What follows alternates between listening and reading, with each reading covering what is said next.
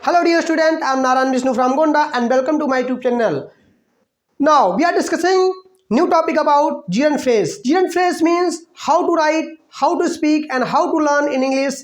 So we are discussing new topic. So जैसे मैंने बेटा कल आपको पढ़ाया था ऑफ फ्रेज, ये एंड फ्रेज क्या होता है, कैसे बोला जाता है, कैसे इसको इंग्लिश में लिखते हैं, कैसे इसको समझते हैं। तो ये भी आपके ऑफ फ्रेज की तरह होता है। जैसे ऑफ फ्रेज दो या दो से अधिक शब्दों को जोड़ता है, सेम कंडीशन है बेटा यहाँ भी। एंड फ्रेज भी दो या दो से अधिक शब्दों को जोड़ता है। बस अंतर क्या है कि आपका ऑफ फ्रेज उल्टा बोला जाता है, यानी कि पीछे से आगे बोला जाता है, और एंड फ्रेज सीधा बोला जाता है बेटा। यानी कि सीधा बोलने का अर्थ ये है कि अगर मान लीजिए लिखा हुआ है गांव और रास्ता, तो इंग्लिश बनेगी बेटा विलेज एंड वे।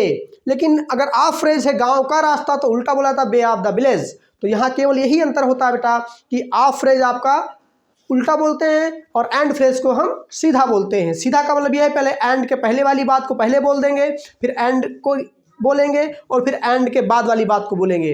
यानी कि यही आपका बेटा एंड फ्रेज होता है। ठीक है। ऑफ फ्रेज में क्या होता था कि बाद वाली बात को पहले बोलते थे, फिर का या की या के इनमें से किसी एक इंग्लिश बोलते थे, और उसके बाद उसके पहले जो लिखा होता था उसको बोलते थे, और फिर अगर उसके पहले ऑफ लिखा यानी का लिखा है तो उसको बोलते थे, उसके पहले वाले फ्रेज को बोलते थे। तो यहाँ पे यही अंतर है बेटा एंड फ्रेज में और ऑफ फ्रेज में। अब आइए बेटा डिस्कस करते हैं क्या होता है। तो मैंने आपको लिख दिया है कि एंड की हिंदी होती है और कॉमा, यानी कि अगर कहीं पर और लगा है और या तो कहीं कॉमा लगा है तो उसका मतलब बेटा और ही होता है। आप चाहो तो वहाँ एंड का यूज कर सकते हो। जैसे लिखा है मोहन कॉमा सोहन, तो आप ये भी बोल सकते हो वहाँ पर कि मोहन एंड सोहन, कोई दिक्कत ना हो। तो और फ्रेज क्या होता है, तो ये मैं डिस्कस कई बार कर चुका हूँ बेटा। Phrase the combination of bare and clad, only bare and only clad is called phrase. Phrase क्या होता है मैंने आपको बता रखा है बेटा कि बेयर और क्लेड का जो समूह होता है वो हमारा फ्रेज होता है। केवल एक बेयर हो तो भी उसको बेटा हम फ्रेज बोलेंगे, केवल एक क्लेड हो तो उसको भी हम फ्रेज बोलते हैं। एंड अब आइए बेटा थोड़ा हम एग्जाम्पल की ओर बढ़ते हैं। एग्जाम्पल से हमको डाउट हमारा क्लियर होता चला जाएगा। चलिए तो नाउ बेटा डिस्कस करते हैं एंड फ्रेज होता क्या है। तो जैसे लिखा हुआ है गांव और रास्ता, देखिए बेटा लिखा है गांव और रास्ता। तो यहाँ पे देखिए बेटा गांव और ये रास्ता दोनों बेयर है बेटा, यानी कि एंड क्या कर रहा है, यानी कि और नामक शब्द दो बेयर को जोड़ रहा है। बस एक चीज़ ध्यान देना, ये आपका एंड फ्रेज का यूज बहुत ब्रॉड होता है, यानी ये 7 बातों को भी जोड़ सकता है, ये सेंटेंस को जोड़ सकता है। ठीक है। ये एक फ्रेज को दूसरे फ्रेज से एक पैराग्राफ को दूसरे पैराग्राफ से जोड़ता है बेटा, ये एक स्टोरी को दूसरे स्टोरी से जोड़ता है बेटा, यानी कि इसका यूज बहुत ब्रॉड होता है। इसी को हमको आगे सीखना है कैसे जोड़ता है। तो मैं शुरुआत करता हूँ बेयर से। तो यहाँ पे लिखा बेटा ये आपका है, तो पहले बेटा गांव की इंग्लिश आएगी। गांव क्या है, देखिए यहाँ पे एक बेयर दो बेयर को जोड़ता है। अब ये सीधा बोला जाएगा बेटा, तो पहले किसकी इंग्लिश आएगी, गांव की। तो गांव का होगा बेटा विलेज, क्या होगा बेटा विलेज। फिर और का इंग्लिश बेटा एंड, फिर रास्ता का क्या होगा बेटा बे। ठीक है, यानी कि विलेज एंड बे हो गया। अगला एग्जाम्पल देखिए बेटा, दो क्लेड को मैं जोड़ता हूँ। जैसे लिखा है गांव में, क्या लिखा है बेटा गांव में और शहर में, और शहर में। तो पहले किसकी इंग्लिश आएगी बेटा, यानी कि दो क्लेड को जोड़ रहा है, हम पहले पहचान जाएंगे। फिर यहाँ पे एंड की इंग्लिश, यानी कि पहले गांव में, तो गांव में पहले इन में की इंग्लिश आएगी बेटा इन, फिर गांव का द विलेज, तो इंग्लिश बनेगा the village, in the village. फिर और की इंग्लिश आएगी बेटा एंड, और फिर शहर की इंग्लिश आएगी बेटा इन द सिटी। कैसे ये दो फ्रेज को जोड़ रहा है, सबके समझ आ रहा है बेटा। आइए अगला एग्जांपल देखते हैं बेटा, ये दो जिरेंट फ्रेज को कैसे जोड़ता है। तो जैसे लिखा है गांव में जाकर, गांव में जाकर और शहर में रहकर, और शहर में रहकर। देखिए बेटा तो ये दो जीरंट फ्रेज को ऐड कर रहा है, यानी कि ये किसको जोड़ रहा है बेटा जीरंट फ्रेज को। और यहाँ ये अब इसको कैसे बोलेंगे बेटा, तो देखिए और के पहले वाली बात क्या है बेटा जीरंट फ्रेज, तो पहले जीरंट फ्रेज आएगा बेटा। जीरंट फ्रेज मैंने आपको ऑलरेडी पढ़ा रखा है कि पहले जाकर के इंग्लिश आएगी बेटा, तो जाने का होता है गो, लग जाएगा ing, हो जाएगा गोइंग। फिर से गाँव में, ये क्लेड है बेटा, तो केवल क्लेड है यहाँ पे, तो हम लिखेंगे इन द विलेज, यानी कि आपका गांव में जाकर इंग्लिश क्या बना बेटा, गोइंग इन द, सॉरी यहाँ पे विलेज होगा बेटा, क्या होगा, गोइंग इन द विलेज होगा। फिर आया और की इंग्लिश क्या होगी बेटा, एंड। और शहर में रहकर, तो पहले बेटा रहकर की इंग्लिश आएगी लिविंग, और फिर शहर में इन द सिटी क्या होगा बेटा।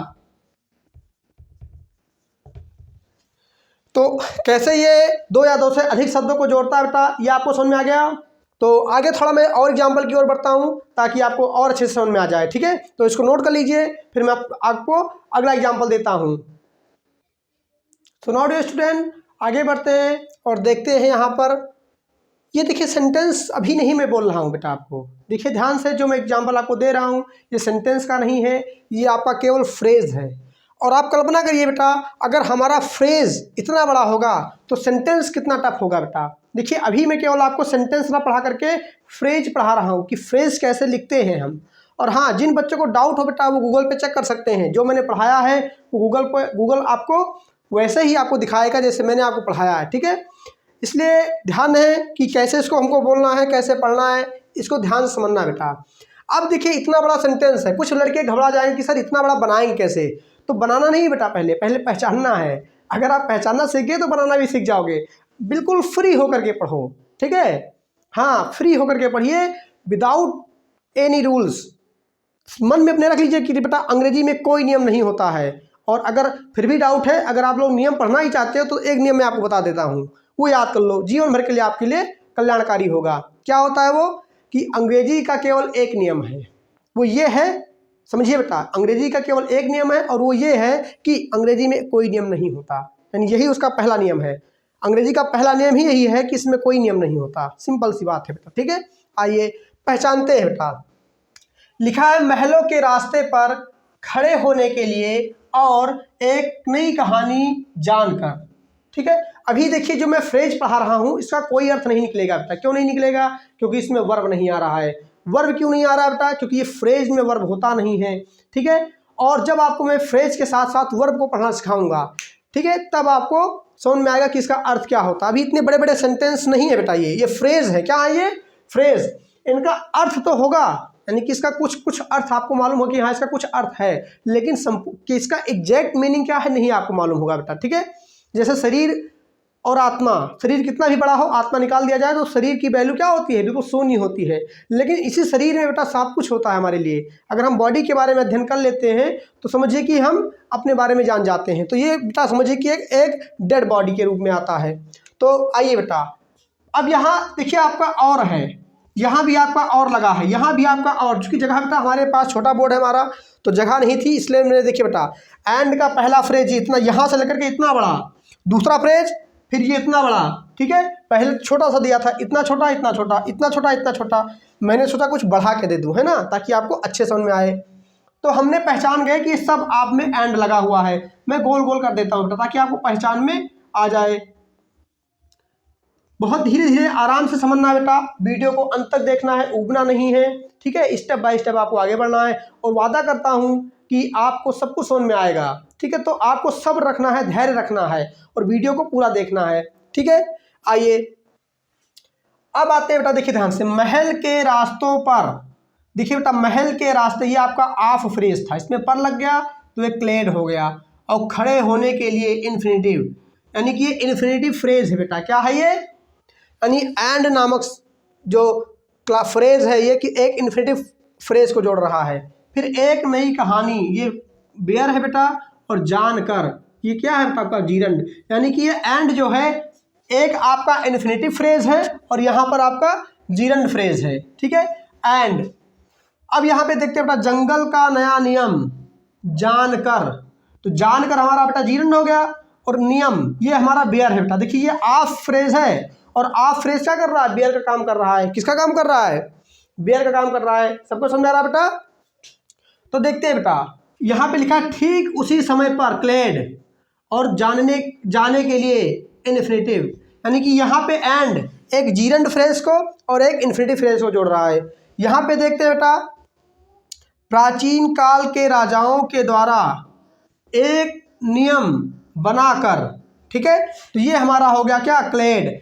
लाइन को छोड़ छोड़ के लिखना जैसे मैंने लिखा है, ताकि आपको जब अंडरलाइन करो तो दिक्कत ना आए। फिर एक नियम, तो हमारा क्या होगा बेटा, ये बियर हो गया, और ये हमारा क्या होगा, जीरंड। अब ये आपका एंड ये है। अब एक सैनिक, दिखाई दे रहा है ना बेटा, एक सैनिक के परिवार के लिए, देखिए ध्यान से बेटा, ये हमारा होगा क्लेड।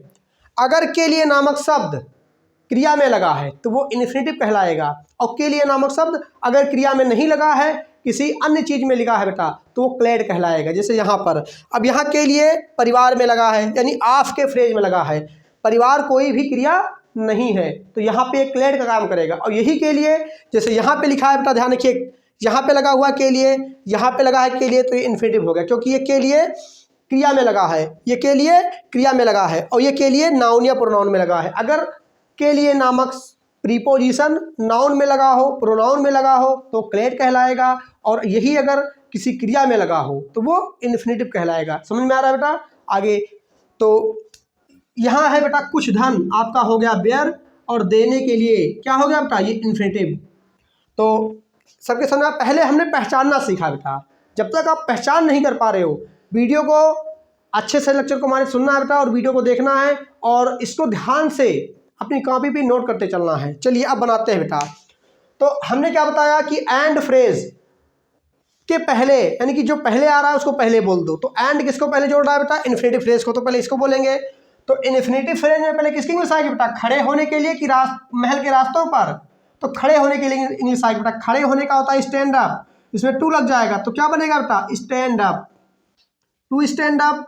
फिर आएगा क्लैड, क्योंकि इसका फ्रेज जो है एक ही है, केवल क्लैड है, तो पहले पर की इंग्लिश बेटा ऑन, फिर रास्तों की द वेज, WAYS, वेज, फिर के ऑफ, महल का द पैलेस।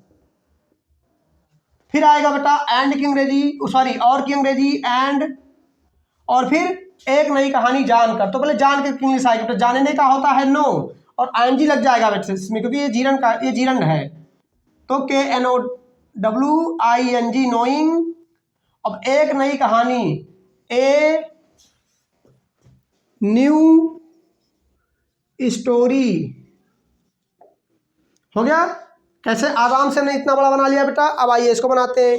ये जीरंड फ्रेज है, तो पहले जीरंड आएगा, जानकर, तो जानकर की इंग्लिश होगी बेटा, जानने का होता है नो, ING लग जाएगा बेटा, क्या बन जाएगा, नोइंग, तो नोइंग हो गया। फिर जंगल का नया नियम, तो पहले बेटा ऑफ फ्रेज है, उल्टा बोला जाएगा, पहले नया नियम, द न्यू रूल, फिर का की इंग्लिश आएगी बेटा ऑफ, और फिर जंगल। अब जंगल का आप जंगल भी लिख सकते हो बेटा, और फॉरेस्ट भी लिख सकते हो, ठीक है। फिर और की इंग्लिश आएगी बेटा एंड, ये इन्फिनेटिव फ्रेज है, और इन्फिनेटिव फ्रेज में बेटा पहले इन्फिनेटिव आता है, तो इन्फिनेटिव है जाने के लिए, तो जाने के लिए क्या हो जाएगा, टू गो, और यहाँ ठीक उसी समय पे क्लेड है, तो पहले पर की इंग्लिश बेटा ऑन, और फिर ठीक उसी का होता है बेटा द सेम या द वेरी, क्या होता है बेटा, द सेम, ठीक उसी या ठीक इसी की अंग्रेजी होता है द सेम, और समय का होता है बेटा टाइम। सबको समझ आ रहा है बेटा, नोट कर लीजिए। अब आइए इसको बनाते हैं हम। तो यहाँ ध्यान दीजिए बेटा, प्राचीन काल के राजाओं के द्वारा एक नियम बनाकर, तो जीरंड फ्रेज है, तो यहाँ पे एंड क्या कर रहा है बेटा, दो जीरंड को जोड़ रहा है, यानी कि एक जीरंड को एक इन्फिनेटिव को जोड़ रहा है। तो पहले जीरंड की इंग्लिश आएगी बनाकर, तो बनाने का होता है मेक, क्या होता है, और ING लग जाएगा, तो क्या बन जाएगा बेटा, मेकिंग बन जाएगा पहले। फिर देखिए जीरंड का यहाँ पे देखिए, ध्यान दीजिए बेटा, यहाँ पर मैंने केवल क्लेड या तो केवल बेयर का एग्जाम्पल दिया था जीरंड के फ्रेज में। यहाँ जीरंड के फ्रेज में मैंने एग्जाम्पल दिया है कि जीरंड का फ्रेज में बेयर और क्लेड दोनों हैं, इन्फिनेटिव के फ्रेज में बेयर और क्लेड दोनों हैं। यहाँ पे केवल बेयर था या केवल क्लेड था, केवल बेयर था, केवल क्लेड था, लेकिन यहाँ मैंने दोनों का दे दिया, ताकि आपको तीनों इसी प्रकार के एग्जाम्पल आप अच्छे से समझ रहे हैं। देखिए आपको सब्र करके पूरा आप लेक्चर को सुनते जाइए बेटा, और नोट्स को तैयार करते जाइए। अगर आप श्रोता नहीं है, सुन नहीं सकते, तो आप समझ नहीं सकते, क्योंकि हमारी क्लास में कोई नियम याद करने वाला मैंने नहीं दिया हूँ आपको। अभी तक के क्लास में हमने कोई भी चीज़ें ऐसी नहीं दी जो आप याद करें। लेक्चर को सुनते जाएंगे और आप याद करते जाएंगे, ठीक है। तो आइए बेटा, तो यहाँ मेकिंग हो गया। अब पहले बेयर आएगा, तो बेयर क्या है बेटा, एक नियम, एक नियम का हो जाएगा एक का हो जाएगा ए, और नियम का हो जाएगा बेटा रूल, ए रूल, ठीक है, या वन रूल भी कह सकते हो बेटा। आप चाहो तो एक नियम का क्या कह सकते हो बेटा, वन रूल। फिर क्लेड आएगा तो क्लेड में पहले प्रीपोजिशन आएगा बेटा के द्वारा, तो के द्वारा का इंग्लिश होता है बेटा बाई। और प्राचीन काल के राजाओं, तो ये ऑफ फ्रेज है, उल्टा चलेगा बेटा, तो क्या बनेगा बेटा, पहले राजा का बाई द किंग, किंग्स हो जाएगा बेटा। देखिए इसको थोड़ा रफ कर देता हूं, ऐसे कर देता हूं इसको, किंग्स। फिर of ancient time, of the ancient time, ये हो गया बेटा। फिर एंड की अंग्रेजी आएगी, और की अंग्रेजी आएगी बेटा एंड। देखिए यहाँ जगह नहीं है, ठीक है, तो मैं थोड़ा ऊपर लिख देता हूँ यहाँ पर, ठीक है, सबके समझ आ रहा है बेटा। तो अब यहाँ देखिए बेटा देने के लिए, तो देने के लिए कि पहले देखिए बेटा एंड के बाद का क्लास क्या है बेटा, फ्रेज। ये है आपका इन्फिनेटिव फ्रेज है, क्या है, इन्फिनेटिव। तो इन्फिनेटिव फ्रेज में पहले किसकी इंग्लिश आएगी बेटा, देने के लिए की आएगी। तो देने के लिए क्या हो जाएगा बेटा, टू, देने का हो जाएगा टू गिव। फिर आएगा बेयर, बेयर क्या है बेटा, कुछ धन। तो यहाँ कुछ की इंग्लिश क्या हो जाएगी बेटा, बोलिए, लिटिल मनी। अब लिटिल मनी कैसे हो गया बेटा, कुछ बच्चे कहेंगे सर जी लिटिल मनी छोटा होता है। देखिए बेटा ये भी आपको समझाएंगे आपके आगे कि कैसे होता है। लिटिल मनी हो गया। अब एक सैनिक के परिवार के लिए, तो पहले बेटा के लिए इंग्लिश आएगी बेटा फॉर। अब ये ऑफ फ्रेज है, उल्टा चलेगा बेटा, the family, for the family. फिर एक सैनिक, फिर आएगा बेटा of a soldier, of a soldier, ठीक है। तो कैसे बेटा हमने आपको सिखाया कि इतने बड़े फ्रेज को कैसे हम इंग्लिश में बोलते हैं, कैसे उसको समझते हैं, कैसे क्या करते हैं, मैंने डिटेल में आपको समझा दिया। तो देखिए बेटा मैं फिर बार बार कह रहा हूँ, लेक्चर को सुनना है आपको, केवल सुनते जाइए, देखते जाइए और समझते जाइए। यहाँ आपको सब्र के साथ कार्य करना है, क्योंकि यहाँ पे कोई आपको याद कराने वाला टॉपिक नहीं दिया जाएगा। अब देखिए बेटा मैंने ऑफ फ्रेज में और जीरंड फ्रेज में मैंने कुछ आपको होमवर्क दे रखा है, ठीक है। तो डिस्क्रिप्शन बॉक्स में आप जाएंगे, इसी वाले लेक्चर में आप नीचे डिस्क्रिप्शन बॉक्स में आप जाएंगे तो वहाँ पे आपको कुछ होमवर्क दे रखा है, मैंने होमवर्क दिया है। आज आप होमवर्क को अच्छे से करेंगे और होमवर्क को करने के बाद आप ये कमेंट भी करेंगे कि सर कैसा आपको जो चीज़ें आपको बताएगी कैसी लगी और कैसे समझ में आया, कैसे आप उसको लिख रहे हैं, ठीक है। अपना पॉइंट्स और अपनी व्यूज़, अपने डाउट्स को क्लियर करने के लिए आपको हमारे जो दिया गया व्हाट्सएप नंबर है डिस्क्रिप्शन बॉक्स में, वो भी लिखा हुआ है बेटा, आप उस पर कॉन्टेक्ट कर सकते हैं, ठीक है। तो देखिए बेटा कैसे हमने आपको जीरो से लेकर के यहाँ तक मैंने लेकर आया हूँ, आपको आगे भी मैं आपको लेके जाऊँगा। इसके लिए सब्र करना है और हमको फॉलो करते चलिए, ठीक है। कैसे कैसे मैं आपको सिद्धांतों को मैंने बताया है, प्रिंसिपल्स को आपको बताया है, इनको याद नहीं करना है, केवल इन पे काम करना है, ठीक है। तो मिलते हैं बेटा अगले लेक्चर में, तब तक के लिए good day, have a nice day.